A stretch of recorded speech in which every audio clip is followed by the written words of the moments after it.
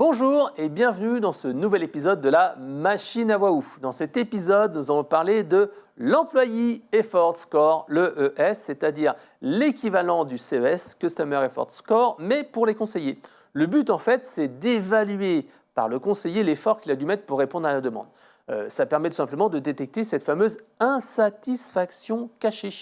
Alors le but est double. D'une part, on va permettre aux conseillers d'identifier les appels où il était en difficulté pour être coaché ou pour avoir des informations techniques. Mais ce qui est vraiment intéressant et ce qui va véritablement permettre de créer un effet waouh, c'est de lui donner la possibilité d'identifier les appels où il a certes suivi la procédure, certes il a répondu au client, mais le client a été déçu.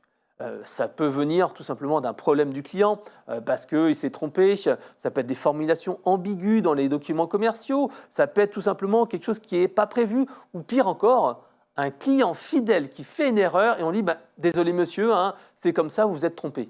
Et à ce moment-là, en fait, l'agent, lui, il peut agir en son niveau.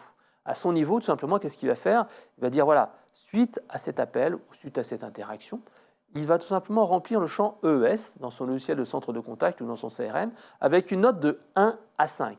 Et par exemple, chez un grand assureur, ça a permis tout simplement d'identifier des cas limites où le client était de bonne foi, mais où la procédure faisait qu'il n'était pas indemnisé.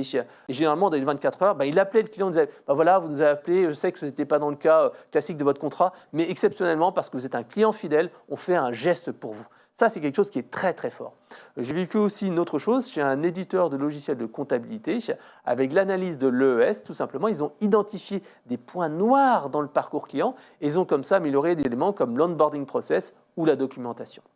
Alors, je vous donne une petite astuce simple qui consiste tout simplement à analyser ces données et à valoriser le potentiel business perdu, l'insatisfaction, afin que tout simplement on puisse justifier le traitement de ces évolutions. Parce que si vous n'êtes pas en fait un élément business et factuel en face des demandes, ça sera toujours compliqué d'avoir des évolutions. En revanche, ce qu'il ne faut pas faire, c'est tout simplement de transformer l'EES en un outil pour faire remonter des demandes de gestes commerciaux. Tout cela doit se gérer de préférence au niveau du conseiller et éventuellement du manager. Et c'est justement ce que nous verrons dans un prochain épisode de la machine à voix ouf. Alors donc, à vous de jouer maintenant, identifiez comment intégrer l'EES dans votre solution de centre de contact ou votre CRM et rendez-vous pour un prochain épisode de la machine à voix ouf.